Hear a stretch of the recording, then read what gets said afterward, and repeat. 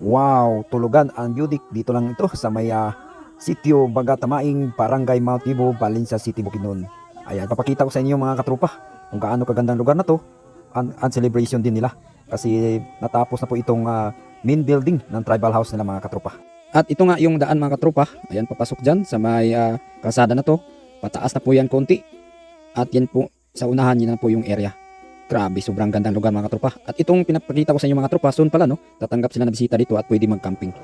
Pero ngayon, hindi pa po nakatapos itong ginagawa nila dito na Budik o camping site na pwede ring matulog dito soon mga katropa. No? Itong celebration ngayon mga katropa ay celebration lang to kasi tapos na po itong main building o tulugan na tribal house dito sa may sitio Bagatamaing.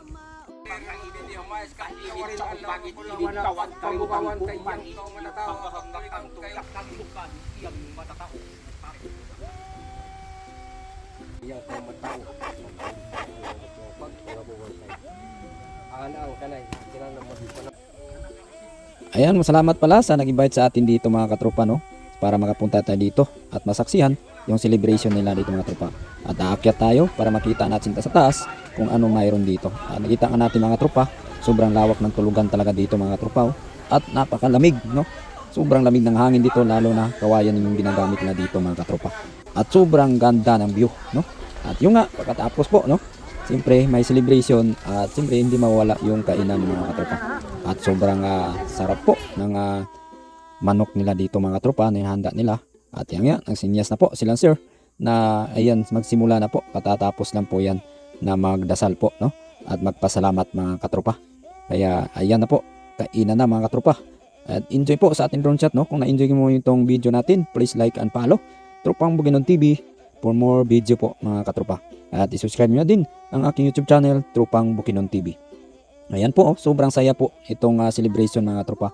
At laking pasalamat ko po na sa celebration na to, nandito din ako para masaksihan ko po na ganito pala kasaya mag-celebration yung mga ating katutubong lumad na dito sa atin sa Bukidnon mga tropa. Thank you mga sir no, sa pag-invite talaga sa akin dito sa area na to. Ayan po no, soon po mga tropa no, sa may mga katanungan po, ayan, soon po no, bubukas po ito ng area na to.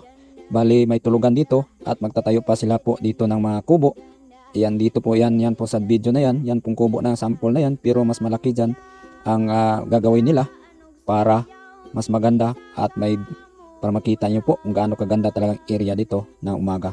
At pwede po dito mag-camping no, soon mga katropa. Pero ngayon, hindi pa po ito bukas sa publiko kasi wala pa pong dito mga katropa, hindi pa po kompleto yung mga gamit na dito. Ito lang yung pinakamalaking building, yung main building nila.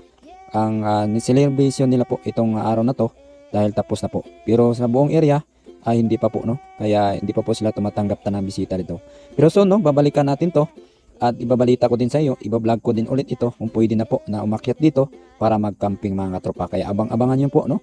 Baka soon o next year, baka matapos na tong area na to mga katropa. Kita nyo naman, sobrang lamig dito at perfect ito sa gustong mag-relax, lalo sa mga city na sobrang init dito. Grabe, sobrang lamig talaga kahit no tanghali mga katropa.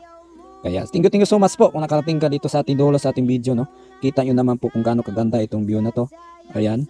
At sabi nga nila sa gubat na net ito at sa likod may mga unggoy pa dyan mga katropa. Kaya sigurado po no, so no. At sisikat itong lugar na to pag may mga nakatayo na po dito na mga kubo, matulog sa kubo at magdala ka ng tin, pwede din mga katropa soon. Pero ngayon, hindi pa po ito bukas sa publiko mga katropa. Kaya salamat po sa panonood sa ating video at ulitin ko, thank you so much. Please like and share mga katropa. Thank you so much.